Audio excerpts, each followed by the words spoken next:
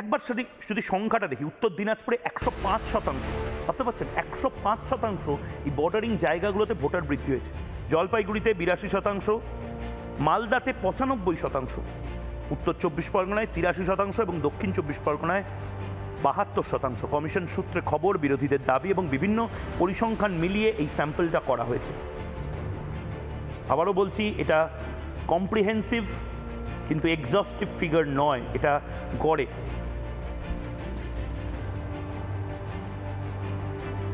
নারায়ণ চক্রবর্তী কি বলবেন? কোথাও তো একটা দাগ টানতে হবে।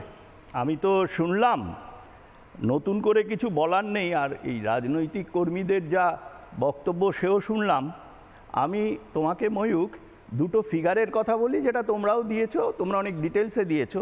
আমি অ্যাজ সাচ বলছি, ফিগারের সোর্সটা আবার জানতে চাইবে, ওই জন্য বলে দিচ্ছি যে ফিগার হচ্ছে 2002 সালে যখন এসআইআর লাস্ট হয়েছিল এবং 2025-এর যে ভোটার লিস্টটা, এই দুটো থেকে দেখা যাচ্ছে যে ভারতবর্ষে ইসলামী জনসংখ্যার হার এই পিরিয়ডের মধ্যে, যেটা আমাদের জনসংখ্যার ক্যালকুলেশনে 13+ বেড়েছে, কিন্তু ইসলামী ভোটারের সংখ্যা বেড়েছে 61+, এবং আরেকটা কথা হচ্ছে, তুমি বললেও অনেক রকম এক্সাম্পল আমরাও জানি, হ্যাঁ, আমাদেরও বলছে যে সাধারণ মানুষ, ইসলামী মানুষ, তারা খুশি হচ্ছেন এসআইআরের জন্য, যেটা বললে তাদের অর্থনৈতিক দিকে ধাক্কা খাচ্ছে, তাদের এক্সিস্টেন্স অ্যাট স্টেক, এবং বাংলাদেশিরা যেটা করছে তাতে কিন্তু আলটিমেটলি একটা কথা বলো তো, আমরা কি পৃথিবীতে আর একটা দেশ দেখাও, পশ্চিমবঙ্গ তো একটা রাজ্য যে আপত্তি করছে তথাকথিত, তো যেখানে বিদেশি নাগরিকরা এসে সেই দেশের ভোটার হয়ে সেই রাজ্য বা সেই দেশ কারা শাসন করবে, কি পলিসি তৈরি হবে, সেটা তারা ঠিক করে দেবে। এটা তো হতে পারে না, পৃথিবীর কোথাও নেই। যে ইসলাম করা বলা হচ্ছে, ইসলামিক যে 57টা কান্ট্রি আছে সেখানেও কিন্তু এই জিনিসকে অ্যালাউ করা হয় না। দ্বিতীয় আরেকটা কথা আমি বলি, যেটা এখানে বলতে হয়, যে গুলশান কলোনি সম্পর্কে আমরা জানি, এবং গুলশান কলোনিতে যেটা জানা যাচ্ছে প্রায় 20,000 মানুষ ওখানে ছিলেন কিছুদিন আগে অবধি, কিন্তু গুলশান কলোনির যে আমাদের ভোটার লিস্টের নাম সেটা 400 জনের, 400। এই 20,000 লোকের থেকে 400 জন ছিলেন ভোটার। এটা কি করে হলো? এই জায়গাগুলোতে আমাদের এক্সপ্লোর করার দরকার আছে। ময়ূক আরও ভালোভাবে বললে যে কোথায় কোথায় কিভাবে কোন কোন ডিস্ট্রিক্টে ভোট বেড়েছে।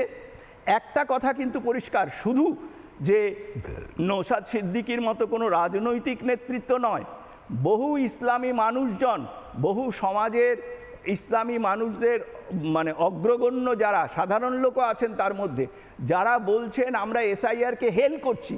এর আগে 13 বার যে এসআইআর হয়েছে, ইসলামী মানুষরা কোনোবার আপত্তি করেছিলেন যে আমাদের কেন ভোটার লিস্টে নাম বাদ গেল? কখনো বলেননি। তাই নয় নারায়ণবাবু, 2002-এর লিস্টে ইসলামিক করছে নাকি দাদা কোথায় বলেছে? প্রশ্নটা দাঁড়াচ্ছে যে বাংলাদেশ আর রোহিঙ্গা ভারতবর্ষের গণতান্ত্রিক মানুষ করছে, গণতন্ত্র ভারতবর্ষের গণতান্ত্রিক মানুষ করছে না, রোহিঙ্গা এবং বাংলাদেশিদের রাখার জন্য।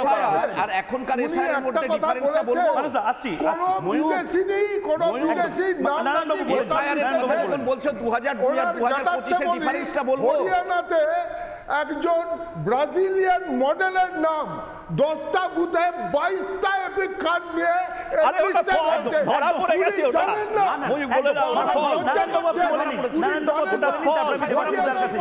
ওটা অরিজিনাল ভোটার লিস্টে অরিজিনালটা আছে, ওটা দেখে নেবেন।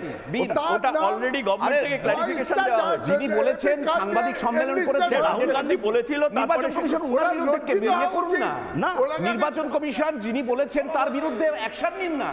আচ্ছা, আমাকে নানা ধরনের কন্টেন্ট দেখার জন্য লাইক করুন, শেয়ার করুন আমাদের ফেসবুক পেজ, সাবস্ক্রাইব করুন আমাদের ইউটিউব চ্যানেল। পাশাপাশি অন্যান্য ব্রেকিং নিউজের জন্য অবশ্যই চোখ রাখুন রিপাবলিক বাংলায়।